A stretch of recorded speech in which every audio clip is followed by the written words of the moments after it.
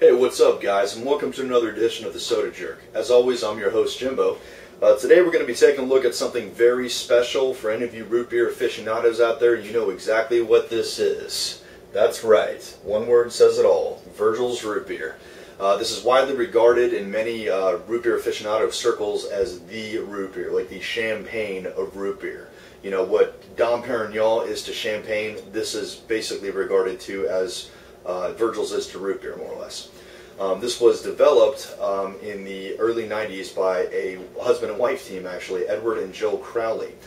They shopped it around to several international food fairs like the International Fancy Food and Confection Show, and it actually won Outstanding Beverage in 1994, 1996, and 1997. They eventually sold the product to a company called Reed's Incorporated in 1999, based out of Los Angeles, where it is currently made. What sets this apart from other root beers or other sodas even is the ingredients that they put in are both really natural stuff, and they're really unorthodox things. Just to give you a few examples, it contains cane sugar, licorice, vanilla, cinnamon, clove, sweet birch, nutmeg, and a whole host of other natural ingredients.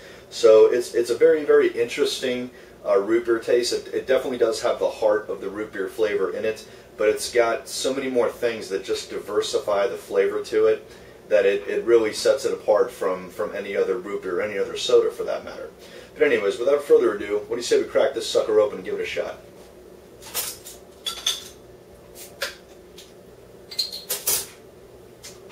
Cheers.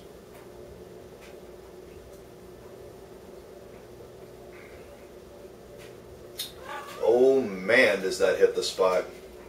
You can really taste the vanilla there right as it washes in the beginning, but then at the back end you get the nutmeg and the licorice and all the other kind of spices and things that they put in it that really just, like, it starts off as root beer, then it finishes as something totally different. So I can totally understand why so many people dig this, because it's so different from any root beer or any soda for that matter. I'm not sure I would call this my favorite root beer, like my absolute, totally numero uno, never want another drink again kind of root beer, but I would definitely put this in my top 5, maybe even my top 3. It's if for no other reason, simply because it's so different from anything else. You know, I've never had anything that tastes even close to this. You know, it's unable to be imitated. When you've got the itch for one of these, simply put, nothing will do but one of these. There is actually, I learned, a special edition of this that a friend of mine up in Connecticut has. He sent me a picture of the bottle where it's basically the same type of picture, but on the top it says made with Bavarian nutmeg. So I guess instead of the traditional American nutmeg, they make it with this special Bavarian nutmeg. He said he's going to send me some. If and when he does, I will absolutely shoot a video on this, and I may even do like side by side, and we'll see what the difference is. So I'm really looking forward to that.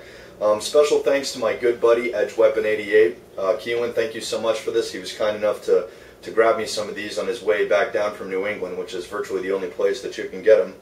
And I've really enjoyed it, man. I mean, this is definitely the most unique soda I've ever had, and absolutely the most unique root beer. Oh man, that's good. At the end of the day, that's your chillaxing root beer right there, when you're just kicking back in your recliner, just relaxing. That is the spot. Well, thanks so much for watching. Hope you guys have enjoyed this video, and I guess I'll see you next time. And until then, as always, cheers.